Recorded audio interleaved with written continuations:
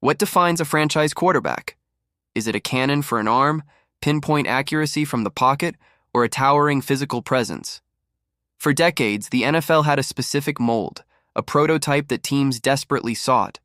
Then, along came a player who didn't just break the mold, he shattered it into a million pieces. This is the story of Lamar Jackson, the electric, unorthodox, and undeniable superstar who redefined what it means to be an MVP. Our story begins not in the bright lights of the NFL, but in Pompano Beach, Florida. Raised by a single mother, Felicia Jones, Lamar's childhood was shaped by grit and determination. Felicia wasn't just his mom. She was his first coach, his biggest believer, and the architect of his early training. She saw the raw, explosive talent in her son and crafted workouts to hone his speed and agility. While other kids were playing video games, Lamar was running drills, dodging imaginary tacklers, and building the foundation of the player he would become. By the time he got to Boynton Beach High School, Lamar was a local legend. But even then, the narrative began to form. Scouts and coaches saw his incredible athleticism, his game-breaking speed, and immediately thought wide receiver or running back. They saw his legs, but they overlooked his arm and, more importantly, his mind for the game. But Lamar knew his destiny.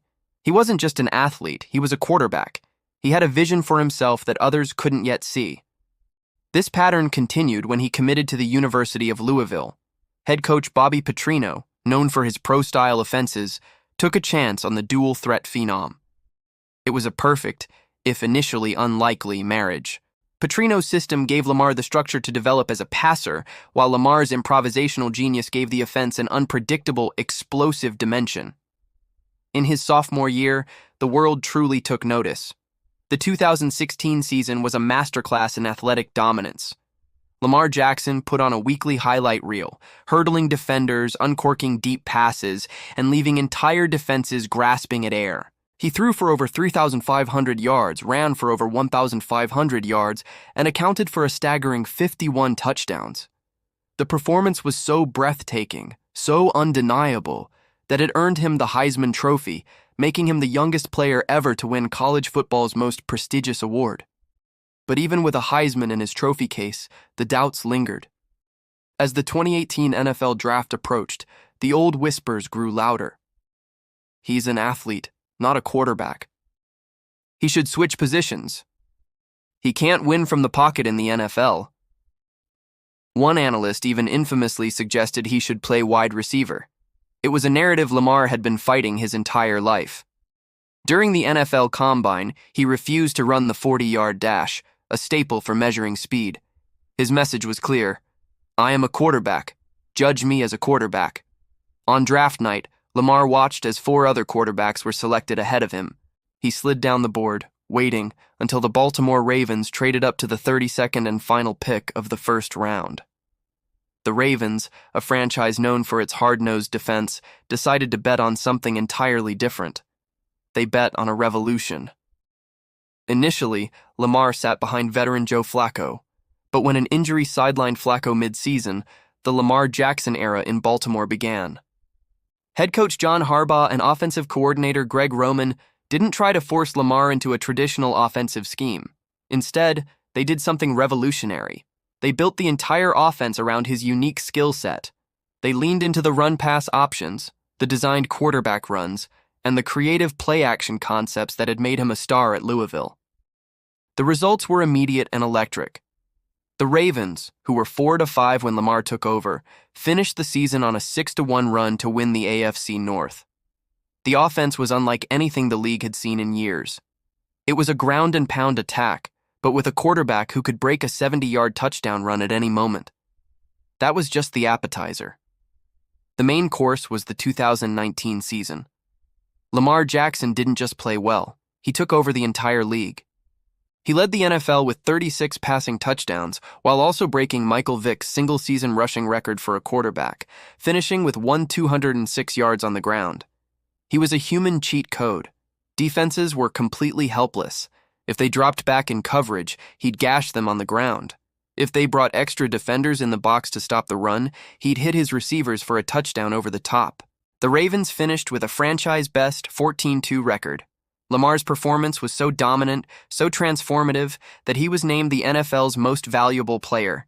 And he did it unanimously, becoming only the second player in league history to achieve that feat, joining Tom Brady. The kid they said should switch positions was now, officially, the best player in the entire league. He had not only proven his doubters wrong, he had made their arguments look utterly foolish. Of course, the journey hasn't been without its obstacles.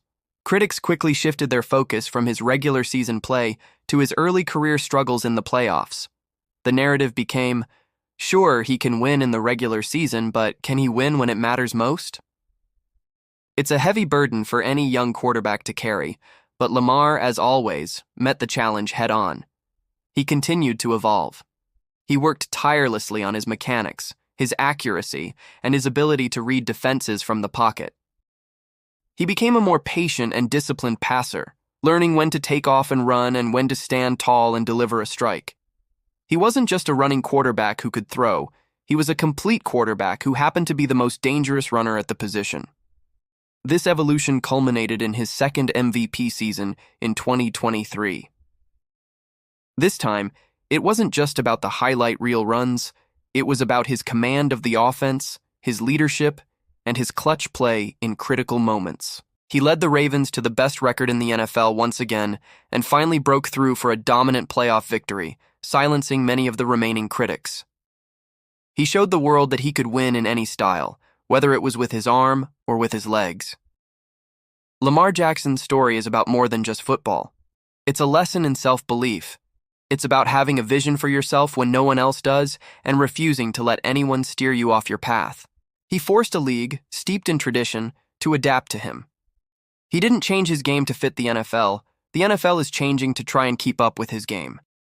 He has inspired a new generation of quarterbacks who are both dynamic passers and electrifying runners. He's proven that there isn't just one way to win. The Lamar effect is real, and you can see it on football fields at every level, from Pop Warner to the pros. From the practice fields of Pompano Beach, coached by his mom, to becoming a two-time MVP, Lamar Jackson's rise has been anything but conventional.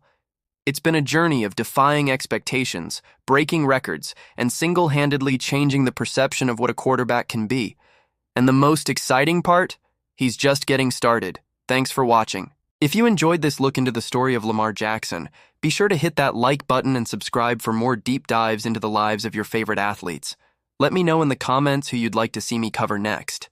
See you in the next one.